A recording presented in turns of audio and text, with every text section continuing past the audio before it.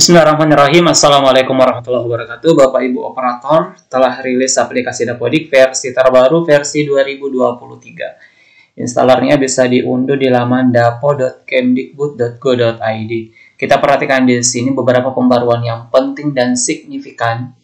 Di sini Dapodik Official di Instagramnya ada 3 pembaruan pada menu Sarpras terkait kondisi kerusakan bangunan yang dijadikan 1 pada komponen nilai akhir.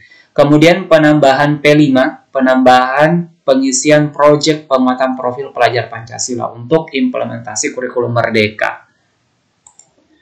Kemudian kita perhatikan beritanya di dapo.kemdikbud.go.id. Ini beritanya Bapak Ibu, rilis aplikasi versi 2023. Sekarang kita perhatikan dulu isinya. Jadi di sini ada 3 pembaruan yang penting. Tadi pembaruan menu Sarprasnya, kemudian ada P5 untuk pengisian proyek penguatan profil pelajar Pancasila dan implementasi kurikulum Merdeka. Jadi caranya untuk kita perhatikan dulu petunjuknya Bapak Ibu operator sebelum kita melakukan instalasi. Jadi untuk versi 2023 ini dirilis bentuk installer. Jadi sekolah harus melakukan uninstall aplikasi Dapodik versi sebelumnya. Jadi uninstall dulu, kemudian lakukan install. Jadi ada 4 langkah.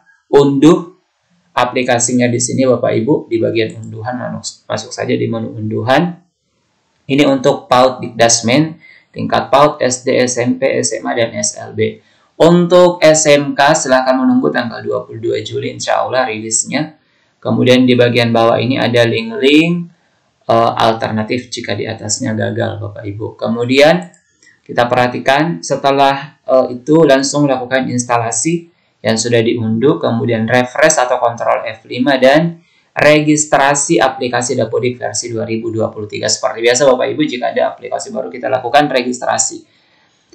Baik, kemudian di ini ada daftar perubahan yang penting Bapak Ibu. Kita perhatikan dulu sebelum kita melakukan instalasi. Untuk aplikasi ini pembaruannya ada 12, kemudian perbaikannya ada 4. Pembaruan pertama, pemindahan atribut jenis PTK yang sebelumnya di form PTK pindah ke penugasan. Jadi di halaman utama PTK itu ada jenis PTK-nya, sekarang pindah di bagian penugasan PTK.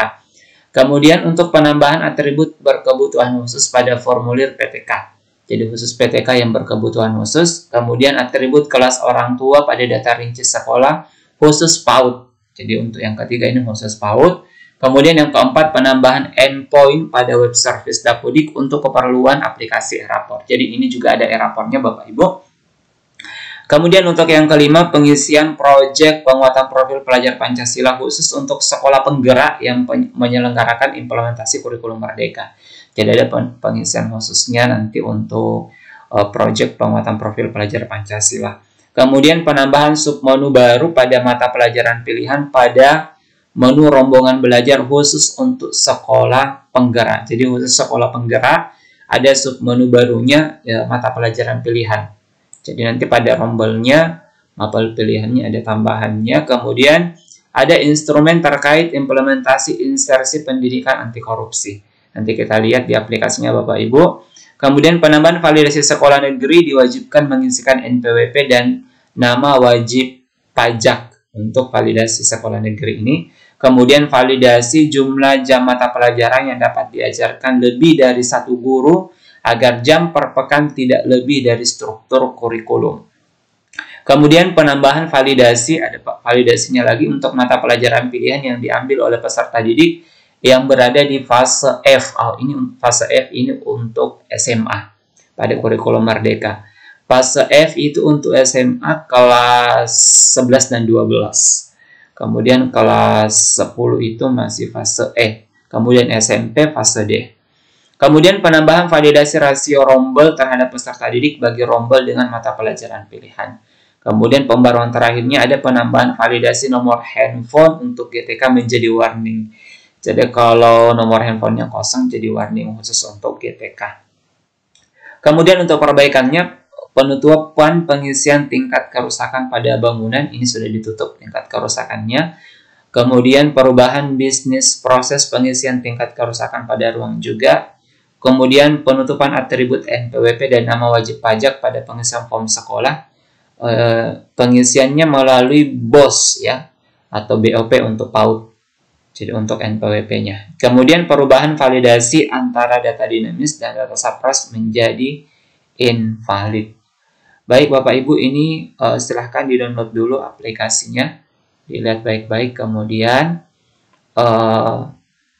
petunjuknya dibaca baik-baik. Yang penting juga Bapak Ibu untuk pemutakhiran Dapodik sesuai dengan kondisi real di satuan pendidikan ini paling lambat tanggal 31 Agustus dari anggaran sebelumnya.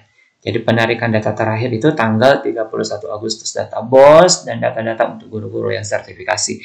Baik Bapak Ibu, selamat bekerja Bapak Ibu operator, semoga diberikan kemudahan. Salam satu data. Sampai ketemu di tutorial berikutnya. Wassalamualaikum warahmatullahi wabarakatuh.